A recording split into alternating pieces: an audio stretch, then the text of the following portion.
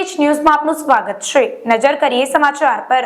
કલોલ નગરપાલિકા વિસ્તારમાં 4.53 કરોડના ખર્ચે નવનિર્માણ પામનાર વિકાસના કામોના ખાતમુહૂર્ત કાર્યક્રમનું આયોજન ગુજરાતના ગૃહ અને વાહન વ્યવહાર મંત્રી હર્ષ સંઘવીના અધ્યક્ષ સ્થાને કરવામાં આવ્યું હતું।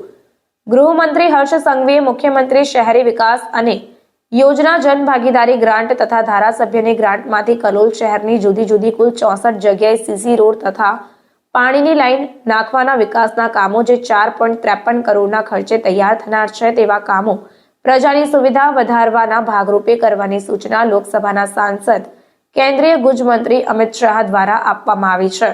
કલોલ ઘમાસણા રોડ તેમજ એપીએમસી કલોલ ખાતે તૈયાર થનાર નવી ગટર લાઈનનું ખાતમુહૂર્ત ગુજરાત રાજ્યના ગૃહમંત્રીના હસ્તે કરવામાં આવ્યું હતું। તેમજ કલોલ ડેપો અને હાઈવે પરથી પસાર થતી 25 નવી બસોને લીલી ઝંડી આપી પ્રજાની સેવા અર્થે પ્રસ્થાન કરાવ્યું હતું।